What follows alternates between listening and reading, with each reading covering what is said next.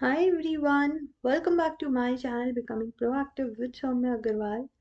This is the part number 6 for the chapter Lean System and Innovation. हम लोगों ने GIT का पूरा कंप्लीट कर लिया है थ्योरी का एक्सप्लेनेशन.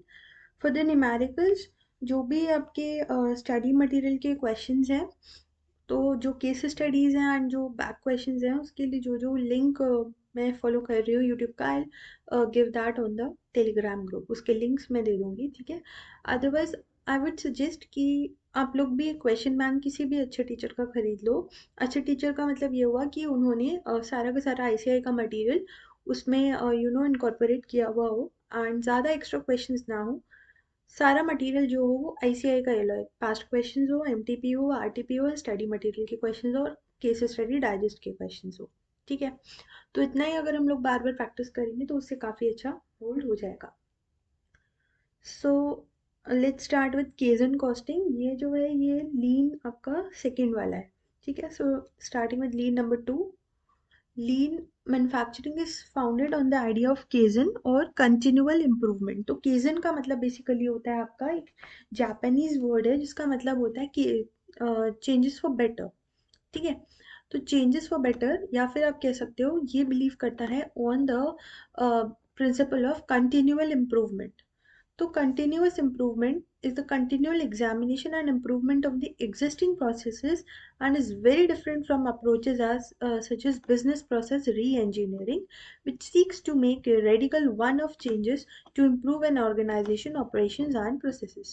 So मतलब केजन का मतलब ये हुआ कि जब हम अपने प्रोडक्शन में मैन्युफैक्चरिंग में केजन लगा रहे हैं तो उसका मतलब हम थोड़ा थोड़ा चेंज कर रहे हैं ऑन अ कंटिन्यूअस बेसिस. बल्कि अगर हम बिजनेस प्रोसेस री इंजीनियरिंग की बात करें तो उसका मतलब जो ये होता है कि आप पूरा का पूरा ही मेथड चेंज कर रहे हो एकदम से, ठीक है.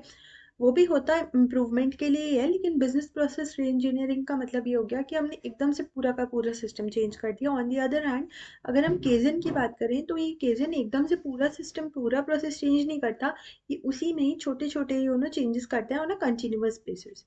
So this philosophy implies that small incremental changes routinely applied and sustained over a long period result in significant improvements. तो ये प्रिंसिपल ये बोलता है, इस फिलोसफी पे बिलीव करता है कि rather than changing everything at one time only, अगर हम छोटे छोटे चेंजेस करें, इंक्रीमेंटल चेंजेस करें एंड उसको रूटीनली अप्लाई करें और उसको हम लॉन्ग पीरियड के लिए सस्टेन करके रखें तो उससे हमें बहुत अच्छे इंप्रूवमेंट्स मिलेंगे एंड बहुत अच्छे रिजल्ट्स भी मिलेंगे, ठीक है.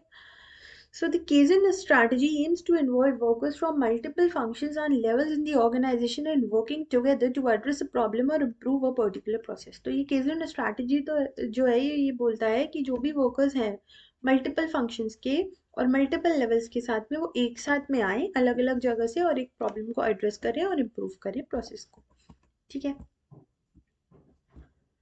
कुछ एक्टिविटीज जो हैं केजन कॉस्टिंग मेथोडोलॉजी में वो इंक्लूड करती हैं कि जैसे एलिमिनेट करना वेस्ट को. अब आप कंटिन्यूअस इंप्रूवमेंट कैसे करोगे? आप जो भी वेस्ट हो रही है प्रोडक्शन के टाइम पे, असेंबली के टाइम पे या डिस्ट्रीब्यूशन के टाइम पे उसको आप हटा दो. या फिर आप और क्या कर सकते हो, एलिमिनेट कर दो work steps in any of these areas, ठीक है. तो जिससे भी आपको ऐसा लग रहा है कि वेस्ट है ये, उस प्रोसेस को हटा दो, उस प्रोसेस को एलिमिनेट कर दो. Now, though these points are also covered in value engineering phase of target costing, the initial value engineering may not uncover all possible cost savings. तो ये मतलब इन्होंने ये बोला कि वैसे तो हो सकता है कि ये वाले जो मतलब ये वाले पॉइंट जो है ये वैल्यू इंजीनियरिंग में भी हैं, लेकिन वैल्यू इंजीनियरिंग में सारे के सारे कॉस्ट सेविंग के पॉइंट्स इंक्लूडेड नहीं है. तो जितनी भी आप कॉस्ट सेविंग कर सकते हो छोटे छोटे चेंजेस को लाके, तो केजन कॉस्टिंग बोलता है कि वो कोशिश करो कि आप छोटे छोटे पॉइंट्स के साथ में छोटे छोटे स्टेप्स के साथ में कॉस्ट को सेव करते रहो. दस casing costing is really designed to repeat many of the value engineering steps for as long as a product is produced, constantly refining the process and thereby stripping out extra cost. The cost reductions resulting from Kaizen costing are much smaller than those achieved with value engineering. अब यहाँ पे ना basically ये लोग क्या कर रहे हैं, यहाँ पे Kaizen costing और value engineering का ये लोग कंपैरिजन कर रहे हैं. तो इन्होंने पहले तो ये बोला कि वैल्यू इंजीनियरिंग भी कॉस्ट सेविंग्स के पॉइंट्स को इंक्लूड करती है. फिर उसके बाद में इन्होंने ये बोला कि केजन कॉस्टिंग जो है वो बहुत सारे पॉइंट्स वैल्यू इंजीनियरिंग की रिपीट करती है, ठीक है. फिर उसके बाद में इन्होंने ये बोला कि कॉस्ट रिडक्शन जो है, कॉस्ट केजिन कॉस्टिंग से वो जितना अगर हम वैल्यू इंजीनियरिंग लगाएंगे उससे तो छोटा होता है, लेकिन स्टिल वर्थ इट होता है। ठीक है, सिंस कॉम्पिटिटिव प्रेशर्स जो है वो लाइकली होते हैं कि वो फोर्स डाउन कर सकते हैं प्राइस को over a period of time, and any possible cost savings allow a company to still attain its targeted profit margin while continuing the reduce cost. तो अगर मैं इस पूरे के पूरे पैराग्राफ का आप लोगों को क्रक्स बताऊं तो इसमें सिंपली इन्होंने पहला पॉइंट तो ये बोला कि आप छोटे छोटे पॉइंट्स, छोटे छोटे इंप्रूवमेंट्स के साथ में एक लॉन्ग टर्म रिजल्ट, एक सस्टेनेबल ग्रोथ अचीव कर रहे हो, तो उसके लिए आप क्या कर सकते हो, उसके लिए आप एलिमिनेशन कर दो वेस्ट का। ठीक है, फिर यहाँ से ये लोग क्या ले आए, यहाँ से ये लोग एक कंपैरिजन ले आए between केजन costing and value engineering की। तो यहाँ पे इन्होंने एक तरह से सिमिलैरिटीज बताई हैं कि क्या क्या पॉइंट्स वैल्यू इंजीनियरिंग में भी हैं। तो जैसे कॉस्ट सेविंग आपकी वैल्यू इंजीनियरिंग में भी है, केजन कॉस्टिंग में भी है। फिर उसके बाद में इन्होंने ये भी बोला कि केजन कॉस्टिंग बहुत सारे वो पॉइंट्स रिपीट कर दिए जो आपके वैल्यू इंजीनियरिंग में भी हैं, जैसे स्ट्रिपिंग करना एक्स्ट्रा कॉस्ट की। ठीक है, लेकिन फिर इन्होंने यहाँ पे जो है ये डिफरेंस बता दिया कि जो केजन कॉस्टिंग का रिजल्ट होता है और जो वैल्यू इंजीनियरिंग का रिजल्ट होता है, उन दोनों को अगर हम कंपेयर करें तो जो केजन कॉस्टिंग का इंप्रूवमेंट होता है वो बहुत छोटा होता है, छोटा होता है, लेकिन उसके बाद में भी वो वर्थ होता है। अब वो वर्थ क्यों होता है, तो वो वर्थ इसलिए होता है, अब यहाँ से एक नया पॉइंट आया है, यहाँ से ये पॉइंट ये आया है कि क्योंकि जो कॉम्पिटिटिव प्रेशर्स हैं, अब जैसे सपोज कोई कंपनी है, फॉर एग्जाम्पल कोई भी कंपनी, हम जैसे कुरकुरे एंड टेढ़े मेढ़े का एग्जाम्पल ले लेते हैं। ठीक है, तो कुरकुरे है आपका 10 रुपीज़ का एक पैकेट, और जो आपका टेढ़े मेढ़े है वो सपोज वैसे तो 10 का ही है, बट सपोज हम अपने एग्जाम्पल में अज्यूम करें कि वो 9 रुपीज़ का पैकेट लेकर के आ गया। अब जो टेढ़े मेढ़े है उसका भी कुरकुरे जैसा ही टेस्ट है, एंड जो क्वांटिटी है वो भी उसने सेम रखी है। तो देर आर चांसेस, ऑल्दो यहाँ तो हमने 1 ही रुपए का डिफरेंस लिया, लेकिन देर आर चांसेस कि रियल लाइफ में जो कॉम्पिटिटिव कंपनीज हो वो प्रोडक्ट सेम रखें, क्वालिटी भी सेम रखें, पर प्राइस में कुछ ना कुछ वो कर दें डिफरेंस। तो उससे ये होगा ना कि जो भी कॉम्पिटिटर्स, मतलब जो भी कस्टमर्स होंगे वो फिर आपके कॉम्पिटिटर के पास ही जाएंगे, क्योंकि कॉम्पिटिटर ने क्या कर दिया, अपने प्राइस को कम कर दिया है। ठीक है, तो इन्होंने ये बोला है क्योंकि कुछ कॉम्पिटिटिव प्रेशर्स ऐसे हो सकते हैं जिसकी वजह से कंपनी को अपना प्राइस जो है वो रिड्यूस करना पड़े ओवर द टाइम। अब अगर ऐसा होगा रियल लाइफ में, सपोज चलो हम दूसरा एग्जांपल अगर हम ले लें 100 और 90 का ले लें। ठीक है, कुरकुरे टेढ़े मेढ़े की जगह कोई दो कंपनीज हैं, एक कंपनी का प्रोडक्ट 100 है, दूसरी उसकी कॉम्पिटिटर कंपनी ने उसी प्रोडक्ट को 90 में बेच रही है वो। अब वो 90 में बेच रही है, यहाँ आ जाएगा आपका हर प्रोडक्ट पे 10 रुपए का डिफरेंस। तो जाहिर सी बात है ना कि कोई भी कस्टमर हुआ तो वो 90 वाले पे जाएगा, वो क्यों 10 रुपए एक्स्ट्रा देगा जब उसको सेम ही चीज़ मिल रही है। तो फिर इस वाली कंपनी ए को भी क्या करना पड़ेगा, अपना प्राइस जो है वो 90 करना पड़ेगा 100 से, तो उसको भी 90 करना पड़ेगा। तो उसकी वजह से क्या होगा, अब उसको अपना प्राइस कम करना पड़ा, कंपनी को लॉस बियर करना पड़ा। तो अगर ये लोग केजन कॉस्टिंग लगाएंगे तो कॉम्पिटिटिव प्रेशर की वजह से, यहाँ से ये इसी लाइन को बोल रहे हैं कि कॉम्पिटिटिव प्रेशर की वजह से अगर जो है उनको अपना प्राइस कम भी करना पड़ गया ना, तो भी जो है वो कॉस्ट सेविंग जो है वो अलाउ करेगी कंपनी को कि वो अपने टारगेटेड प्रॉफिट मार्जिन तक पहुंच सके, क्योंकि वो अपनी कॉस्ट को कम करती जा रही है। ऑल्दो उसको प्राइस कम करना पड़ सकता है आगे, लेकिन क्योंकि कॉस्ट वो इतनी कम पे पहुंच गई है सेविंग कर करके, छोटे छोटे उसने स्टेप्स लगाए, केजन कॉस्टिंग से इंप्रूवमेंट्स करे, उसकी वजह से उसकी कॉस्ट में जो भी वेस्टेजेस आ रही थी, मैन्युफैक्चरिंग में जो भी वेस्टेजेस आ रही थी वो कम हो गई। ठीक है, तो उसकी वजह से भी ऐसा नहीं होगा कि कंपनी को लॉस बियर करना पड़ रहा है अगर आगे चल के उसको कभी प्राइस कम कम करना पड़ भी गया तब भी। ठीक है, so I hope that this is clear. बाकी एक बार हम इसको ना पूरा समराइज कर लेंगे, एक बार मैं ये कंप्लीट कर लूँ उसके बाद में। ठीक है, now let's read out the principles, what are the principles of kaizen costing. तो आपके जो प्रिंसिपल्स हैं वो हैं कि ये एक तो देखो एलिमिनेट करता है वेस्ट को, इम्प्रूव करता है सिस्टम को, और इम्प्रूव करता है प्रोडक्टिविटी को। तो अब अभी हम लोगों ने पढ़ा ना कि ये छोटे छोटे इंप्रूवमेंट्स को लेकर के आता है, तो ये इम्प्रूवमेंट पे बेसिकली आपके फोकस करता है, तो वेस्ट को एलिमिनेट करना, इम्प्रूव करना सिस्टम को, और रिजल्टेंट जो प्रोडक्टिविटी होती है वो भी इम्प्रूव होती है। दूसरा पॉइंट ही आपका इम्प्रूवमेंट से निकल के आया है, ग्रेजुअल इम्प्रूवमेंट्स होते हैं एग्जिस्टिंग सिचुएशन में। ठीक है, फिर इसके बाद में जो ये है, ये इन्वॉल्व करती है सारे के सारे एम्प्लॉयज़ को और सारे के सारे एरियाज को, मतलब हर लेवल के एम्प्लॉयज़ को ये इन्वॉल्व करती है। तो आपका पहला पॉइंट जो निकल कर आया वो आया आपका ई। तो EIS आपका ये जो है इसका कोड वर्ड हो सकता है इसको याद करने का। तो ई से जो आपका ये पॉइंट निकल के आया वो एक ही है एलिमिनेट वाला। ठीक है, फिर उसके बाद में अगर हम आई से बात करें तो आई का मतलब यहाँ पे आप कह सकते हो involvement of all levels of employees, all levels of workers and improvements. ठीक है। उसके बाद में आपका एस, एस का मतलब हुआ सेटिंग स्टैंडर्ड। तो केसिंग जो है वो सेट कर देता है स्टैंडर्ड्स को and then continually improve these standards to achieve long term sustainable improvements.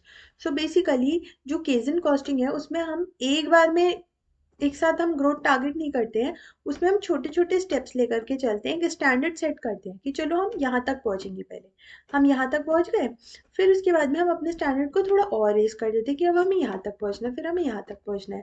तो ये सेट करता है स्टैंडर्ड्स को एंड फिर इन स्टैंडर्ड्स को कंटिन्यूअली इम्प्रूव करता रहता है, और उसकी वजह से क्या होता है, हम लॉन्ग टर्म सस्टेनेबल इम्प्रूवमेंट कर पाते हैं। ठीक है।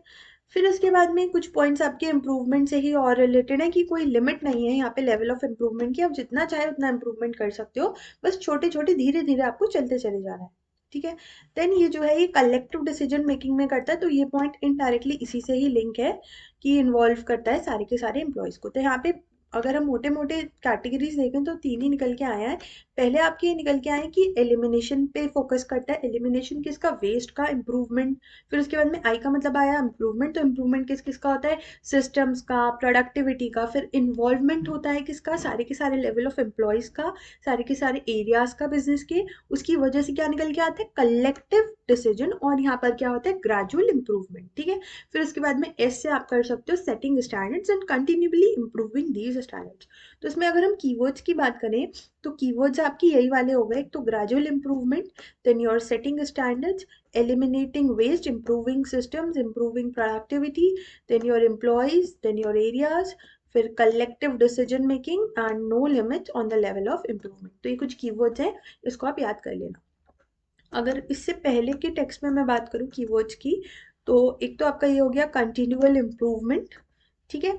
फिर उसके बाद में यहाँ पर तो उन्होंने बीपीआर से सिंपली कंपैरिजन बोला है, then small incremental changes routinely applied and sustained over a long period result. तो ये भी कीवर्ड है, स्मॉल इंक्रीमेंटल चेंजेस, छोटे छोटे धीरे धीरे हम उसको बढ़ाते जा रहे हैं, छोटे छोटे चेंजेस को हम धीरे धीरे बढ़ाते जा रहे हैं, रूटीनली हम अप्लाई कर रहे हैं, उसको हमको एक लॉन्ग पीरियड रिजल्ट जो है वो मिल रहा है।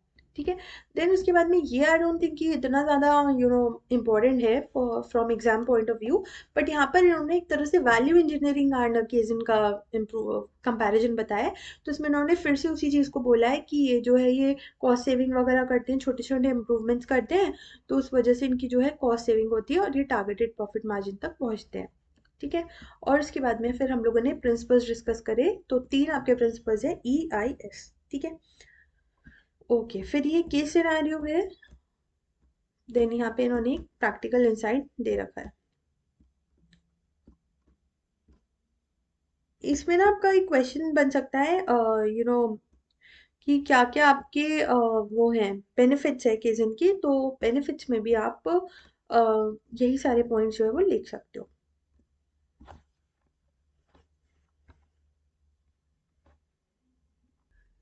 फिर इसमें एक जो केस स्टडी है, इससे आपका एक क्वेश्चन और निकल के आ सकता है, that what are the changes required for adopting kaizen costing system. तो आप यहाँ पर लिख लो, क्वेश्चन लिख लो, what are the changes required for adopting kaizen costing system. ठीक है। अब मैं इस केस स्टडी को पढ़ रही हूँ, किस सिनेरियो को पढ़ रही हूँ, एंड देन मैं आपको पॉइंट्स बताती हूँ कि क्या क्या चेंजेस जो है वो लगते हैं केजन कॉस्टिंग अडॉप्ट करने के लिए। तो इसमें एम इंडिया लिमिटेड, जिसको शॉर्ट में MIL बोलते हैं, ये एक ऑटोमोबाइल मैन्युफैक्चरर है इंडिया में, और ये सब्सिडरी है Japanese automobile and motorcycle manufacturer लियोन की। ठीक है। अब ये मैन्युफैक्चर करती है और सेल करती है कंप्लीट रेंज कार्स की, from entry level to hatchback to sedans, and इसका जो प्रेजेंट मार्केट शेयर है वो 22% का है of the Indian passenger car markets. जो MIL है वो यूज़ करती है कि स्टैंडर्ड कॉस्टिंग का सिस्टम अपने बजट वगैरह को सेट करने के लिए, और जो बजट है वो सेमी एनुअली जो है सेट होते हैं, मतलब half yearly, by the finance department. हर 6 महीने में एक बजट सेट करते हैं, जब बोर्ड ऑफ डायरेक्टर्स फिर इसको अप्रूव कर देते हैं MIL के, और फिर जो फाइनेंस डिपार्टमेंट है वो एक वेरिएंस रिपोर्ट बनाता है। वेरिएंस रिपोर्ट का मतलब कि क्या उनकी एक्चुअल परफॉर्मेंस है एंड क्या उनकी बजटेड परफॉर्मेंस थी। ठीक है। तो क्या उन्होंने सोचा था एंड क्या एक्चुअली में हुआ है। तो मिस्टर सुजुकी जो है वो ग्रुप सीईओ हैं लियोन के, और उनको ऐसा लगता है कि हमको केजन कॉस्टिंग मेथड लगाना चाहिए अपने प्लानिंग सिस्टम में एंड कंट्रोल में एमआईएल के अंदर। तो आपको बताना है key changes that are vital to MIL's planning and controlling system to support the adoption of Kaizen costing concepts। ठीक है, तो आपको क्या बताना है, आपको चेंजेस बताने हैं कि क्या क्या की चेंजेस जो हैं वो इन लोगों को लाने होंगे अगर ये केजन कॉस्टिंग लेकर आएंगे। तो हमें अपने आंसर की शुरुआत कैसे करनी है। First of all we will explain that what does kaizen costing emphasize. तो केजन कॉस्टिंग क्या बोलता है, आप छोटे छोटे लेकिन कंटिन्यूअस इंप्रूवमेंट करो। So kaizen costing emphasises on small but continuous improvement. Target अगर एक बार सेट हो जाता है बिगनिंग ऑफ द ईयर में, या फिर एक्टिविटीज जो हैं वो कंटिन्यूअसली अपडेट होती हैं to reflect the improvement that has already been achieved and that are yet to be achieve. तो टारगेट एक बार आपने ईयर की शुरुआत में सेट कर दिए, या फिर एक्टिविटीज आपने सेट कर दी, उसको कंटिन्यूअसली आप अपडेट करते रहते हो और उसमें छोटी छोटी इंप्रूवमेंट्स लेकर के आते रहते हो। ठीक है, तो जो सजेस्टिव चेंजेस हैं, जैसे अगर ये कंपनी जो है अपने सिस्टम में केजन कॉस्टिंग को ले आएगा तो क्या क्या सजेस्टिव चेंजेस होंगे। तो ये चेंज नंबर 1 आपका होगा change from standard cost control system to cost reduction system. Now what is this, cost control system की जगह क्या कर दो, कॉस्ट रिडक्शन सिस्टम ले आओ। कॉस्ट कंट्रोल की जगह कॉस्ट रिडक्शन सिस्टम ले आओ। तो केजन कॉस्टिंग क्या बोलता है, कॉस्ट रिडक्शन पे फोकस करता है। तो ट्रेडिशनली जो स्टैंडर्ड कॉस्टिंग है वो अज्यूम करके चलता है कि स्टेबिलिटी रहेगी करंट मैन्युफैक्चरिंग प्रोसेस में, और जो स्टैंडर्ड्स हैं वो यही नॉर्मल मैन्युफैक्चरिंग प्रोसेस के हिसाब से होते हैं, एंड जो है सारा का सारा एफर्ट आपके परफॉर्मेंस को मीट करने के लिए लग जाता है। लेकिन अगर ये जो कंपनी है ये अपने सिस्टम के अंदर केजन कॉस्टिंग को ले आएंगे तो फिर ये किस पे बिलीव करने लगेंगे, स्मॉल एंड कंटिन्यूस इंप्रूवमेंट्स। ठीक है, तो फिर जो हमारा गोल होगा वो हमारा सिर्फ परफॉर्मेंस मीट करना नहीं होगा, बल्कि हमारा गोल होगा कॉस्ट रिडक्शन। कॉस्ट रिडक्शन के साथ में हम अपने टारगेट को मीट करें। ठीक है, तो जो फर्स्ट चेंज जो कि रिक्वायर्ड होगा वो होगा स्टैंडर्ड सेटिंग मेथडोलॉजी। मतलब अगर हम पहले अपना स्टैंडर्ड कॉस्ट कंट्रोल पे लगा रहे थे कि इतनी हमारी कॉस्ट है, से फॉर एग्जांपल हम सोच रहे हैं कि हमारे यहाँ ₹1000 लगेंगे, तो हम ये कह रहे हैं कि हम कैसे इस 1000 के अंदर ही अपना सारा का सारा प्रोडक्शन कर लें। तो पहले हमारा जो टारगेट रहता है स्टैंडर्ड कॉस्टिंग ट्रेडिशनल वैल्यूज में ये रहता है। लेकिन अगर हम केजन कॉस्टिंग को ले आएंगे तो हमारी कोशिश ये रहेगी कि इस 1000 को हम कैसे 900 बना पाएं, या उससे भी कम अगर हो पाए तो कैसे बना पाए। तो वो हम कैसे करेंगे, हम कंटिन्यूस इंप्रूवमेंट के साथ में स्मॉल स्मॉल टारगेट्स के साथ में करेंगे। ठीक है, तो फर्स्ट चेंज जो है वो हमारा रहेगा स्टैंडर्ड सेटिंग मेथडोलॉजी पर, स्टैंडर्ड सेटिंग मेथडोलॉजी पर, कि हम उसको कॉस्ट कंट्रोल से कॉस्ट रिडक्शन में कन्वर्ट करेंगे। ठीक है, दूसरा सजेस्टिव चेंज हमारा क्या आएगा, दूसरा सजेस्टिव चेंज हमारा आएगा reduction in the periodicity of setting standard. यहाँ पर था मेथड, यहाँ पर है पीरियोडिसिटी। इसको मैं दूसरे कलर से मार्क कर देती हूँ। यहाँ पर आपका है मेथडोलॉजी और यहाँ पर क्या है, पीरियोडिसिटी। ठीक है, तो हम यहाँ क्या कर रहे हैं, हम यहाँ पर रिडक्शन कर रहे हैं पीरियोडिसिटी में of setting standards and variance analysis. तो आपको आपके केस सिनेरियो में क्या बताया था कि हर 6 महीने में क्या कर रहे हैं, टारगेट्स को सेट कर रहे हैं, बोर्ड ऑफ डायरेक्टर्स अप्रूव कर रहे हैं, फिर ये एक वेरिएंस रिपोर्ट बना रहे हैं। ठीक है, तो under the existing planning and control system followed by MEL जो स्टैंडर्ड जब वो सेमी एनुअली सेट हो रहे हैं, एंड इसी के बेसिस पे हम वेरिएंस रिपोर्ट बना रहे हैं और उसका एनालिसिस करें। लेकिन अगर हम केजन की बात करेंगे, केजन की, तो फिर हम क्या करेंगे, हम डायरेक्ट 6 महीना ना लेंगे, हम एक एक वीक लेंगे या फिर हम एक एक मंथ लेंगे। तो हम यहाँ पर भी अगेन छोटे छोटे पीरियड्स पे फोकस करेंगे। ठीक है, हम पूरा इकट्ठा 6 महीने ना लेकर के एक एक हफ्ता लेकर चलेंगे।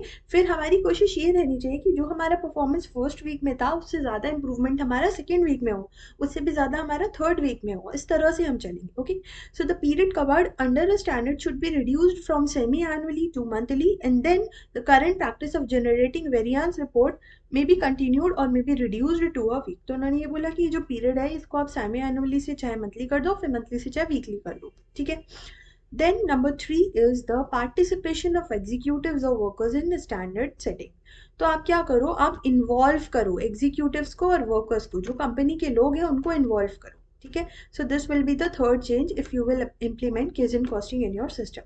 So under the Kaizen costing system, participation of workers or executives who are actually involved in the manufacturing process are highly appreciated while setting standards. क्योंकि अगर आप ऑर्गेनाइजेशन के लोगों को इन्वॉल्व करोगे स्टैंडर्ड सेटिंग में, so they will also enjoy the process and they will also enjoy the working. तो उनका इंटरेस्ट उस तरफ से आएगा एंड हो सकता है कि आपको प्रॉपर सजेशंस भी मिले एंड बेटर तरह से ऑर्गेनाइजेशन ग्रो हो पाएगा. So the current system of setting budgets and standards by the finance department with the mere consent of board of directors required to be change. मतलब पहले क्या हो रहा था, केवल बोर्ड ऑफ डायरेक्टर्स का अप्रूवल लग जा रहा था और जो फाइनेंस डिपार्टमेंट में लोग थे वो लोग लग जा रहे थे. लेकिन अगर अब आप केजन कॉस्टिंग ले आओगे तो उसमें आपको ऑर्गेनाइजेशन के हर लेवल को इन्वॉल्व करना पड़ेगा. ठीक है. तो पहला आपका क्या था, पहला आपका था कॉस्ट कंट्रोल से कॉस्ट रिडक्शन, दूसरा आपका है पीरियोडिसिटी एंड तीसरा आपका है एग्जीक्यूटिव्स, मतलब level of employees and workers. तो ये आपका एक क्वेश्चन ऐसे करके भी आ सकता है कि इम्पैक्ट क्या है या फिर चेंजेस क्या है. ठीक है. एक आपको इम्पैक्ट सेपरेटली भी आ सकता है कि केजन कॉस्टिंग का इम्पैक्ट एम्प्लॉयज के ऊपर क्या है. तो एम्प्लॉयज का जो रोल है एक तरह से हम बहुत ज़्यादा चेंज हो जाएगा. इनको हम आप यहाँ पे ना कुछ पॉइंट्स लिख लो. मैं आपको पॉइंट्स बता देती हूँ कि अगर आप क्वेश्चन आ जाता है. एक्चुअली मैंने अतुल सर के नोट्स रेफर किए थे, अतुल अग्रवाल सर के. तो उन्होंने कुछ पॉइंट्स लिखवाए थे, तो वो बेटर रहेगा अगर आप नोट कर लोगे तो वो मैं यहाँ पे लिखवा देती हूँ. आप चाहे बुक में अलग से लिख लो that what is the impact of kaizen costing on employ management के ऊपर क्या है. तो एक सेकेंड दो, मैं यहाँ पे नोट कर देती हूँ, then you can also note down. तो ये देखो आपके सारे पॉइंट्स हैं. इम्पैक्ट क्या है केजन कॉस्टिंग का एम्प्लॉय मैनेजमेंट में, ये सोल्यूशन प्रोवाइडर्स हैं. देन इंक्रीज्ड स्टाफ मोटिवेशन, मतलब एम्प्लॉयज जो हैं फिर वो सोल्यूशन प्रोवाइडर्स बन जाएंगे, उनका रोल चेंज हो जाएगा, वो सिर्फ काम करने की जगह सोल्यूशंस भी देना स्टार्ट कर देंगे. देन उनका मोटिवेशन बढ़ेगा क्योंकि आप उनको इन्वॉल्व कर रहे हो अपने साथ में. And then self empowered work culture. ठीक है. तो इन शॉर्ट अगर मैं इस पूरे के पूरे केजन को सेल्फ एम्पावर्ड वर्क कल्चर, आपको आई होप समझ आ गया होगा कि जो ऑर्गेनाइजेशन का कल्चर है वो चेंज हो जाएगा. वो चेंज ऐसे हो जाएगा क्योंकि जो एम्प्लॉयज़ हैं उनको ऐसा लगेगा कि उनका पार्टिसिपेशन अगर है तो वो सेल्फ एम्पावरमेंट लेकर के आएंगे अपने काम में. ठीक है. तो अगर मैं इसको समराइज करूँ केजन को, तो एक काम करते हैं ना, इस वीडियो में हम पूरा केजन के ऊपर ही कर देते हैं and then new topic new video से करूँगी. एंड इफ़ पॉसिबल होगा मेरे लिए तो मैं जो आपका जस्ट इन टाइम में केस स्टडीज़ थी उसकी भी वीडियोस बना दूंगी. एंड अगर नहीं बना पाई तो उसका लिंक मैं आपको डेफिनेटली टेलीग्राम के ग्रुप पे दे दूंगी. ठीक है. So from here the summary will begin for kaizen costing. So let summarise. मैं इसका टाइम स्टैम्प जो है वो आपको प्रोवाइड कर दूंगी. ठीक है.